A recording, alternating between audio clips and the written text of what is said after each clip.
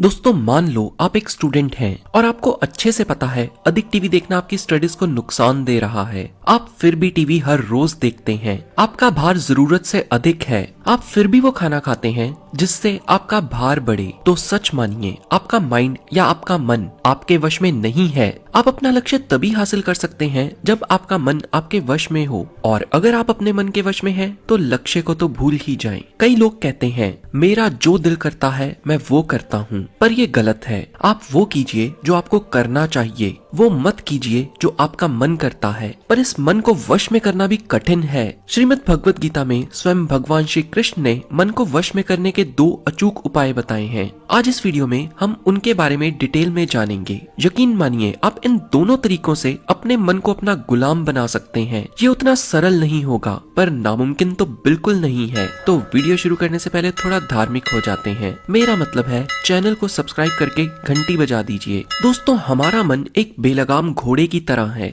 इस पर आपको एक किस्सा सुनाता हूँ। एक बार एक ठग बाबा था। ये बाबा बड़ी बड़ी फेंकता था। इस ठग बाबा ने एक बहुत ही अच्छा धंधा चलाया हुआ था। वो बड़ी बड़ी बातें करके लोगों को एक तेल बेचा करता था। अब जितने भी लोगों के सिर पे बाल नहीं होते थे वो इसकी बातों में आ जाते थे। ये बाबा तेल बेचते समय सिर्फ एक ही बात कहता, इस तेल को एक बार लगाने से ही बाल आ जाएंगे और ये बाल ऊपरी शक्तियां तुम्हारे सिर पर लेके आएंगी। लेकिन ध्यान एक बात का रहे, जब तेल को लगाओ तो भगवान को याद नहीं करना है। और अगर तेल लगाते समय तुम्हारे मन में परमात्मा का चित्र आ जाता है तो तुम्हें दोबारा आकर फिर से ये तेल लेना पड़ेगा। और यकीन मानिए जी, कोई नास्तिक व्यक्ति भी तेल लेकर जाता, वो जब तेल लगाने बैठता तभी उसे परमात्मा याद आ जाते और लोग हर रोज इस झूठे बाबा से तेल लेने आते। असल में हमारा माइंड या मन कुछ इसी तरह काम करता है। आप अपने मन को समझाइए ये मत करना, उसका ध्यान वहीं चला जाएगा। जैसे ही आप अपने मन को इंस्ट्रक्शंस दोगे, आप मोटे हो रहे हो और कल से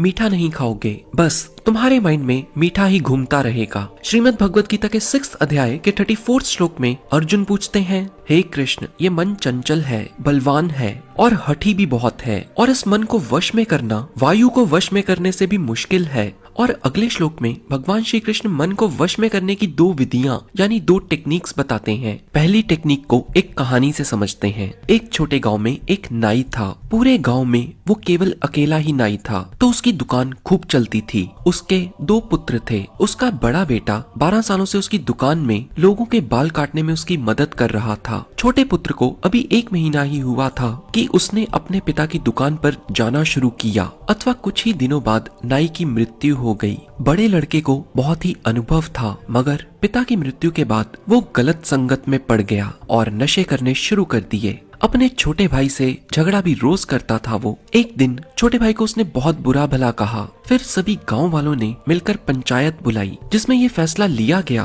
कि दुकान के 2 हिस्से कर दिए जाएंगे और दोनों लड़के एक एक दुकान को संभाल लेंगे। दोनों भाई इस बात को मान गए। बड़े भाई को तो अनुभव था, उसकी दुकान खूब चलती थी, पर छोटा करता भी तो क्या करता। 1 महीने के अनुभव से बाल उतने अच्छे काट ही नहीं पाता था वो। नतीजा ये हुआ, छोटे भाई के पास कोई जाता ही नहीं था। बड़े का तो काम चलता ही था, तो उसके पास काफी पैसे आ गए। अब वो पैसों को नशे में उड़ाने लगा। पहले केवल रात को नशा करता था, अब सुबह भी करने लगा। उधर जो छोटा भाई था उसके पास लोगों ने मजबूरन जाना शुरू कर दिया, पर अभ्यास ना होने के कारण शुरू में वो बाल ठीक से काट ही नहीं पाता था। पर अब उसकी दुकान चल पड़ी और लोगों के बाल काट काट कर उसका अभ्यास हो गया। अब उसके दिमाग ने बाल काटना सीख लिया और उधर नशों के निरंतर अभ्यास ने बड़े भाई को बर्बाद कर दिया। और श्री कृष्ण ने भी मन पर कंट्रोल करने के लिए अभ्यास एक रास्ता बताया है, जिसका सीधा सा अर्थ है, श्री कृष्ण कहते हैं आपको बार बार प्रयास करना होगा। पहली बार आप सफल नहीं हो पाएंगे, निरंतर अभ्यास ही सफलता दिलाएगी। और दूसरा तरीका है वैराग्य यानी डिटैचमेंट। वैराग्य मन की वो अवस्था है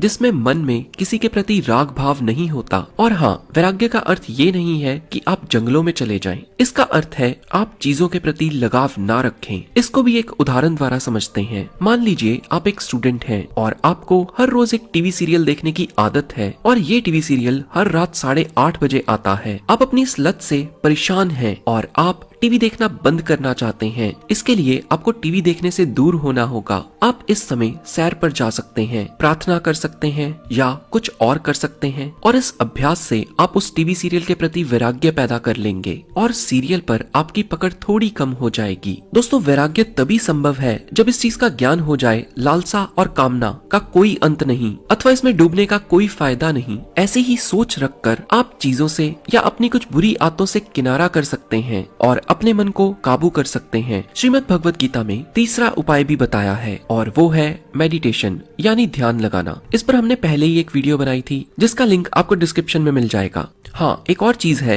जो कि बहुत ही जरूरी है मन को काबू करने के लिए, वो है भगवान का आशीर्वाद। तो वीडियो पसंद आई हो तो लाइक करके मेरा मनोबल बढ़ाएं और इस वीडियो को हर उस व्यक्ति के साथ शेयर करना ना भूलें जिसको आप जीवन में सही दिशा में जाता देखना चाहते हैं। ऐसी और भी नॉलेजेबल वीडियोस के लिए इस चैनल को सब्सक्राइब करके बेल आइकन पर क्लिक करें। मैं आपको फिर मिलूंगा ऐसी किसी वीडियो में। जय श्री कृष्णा।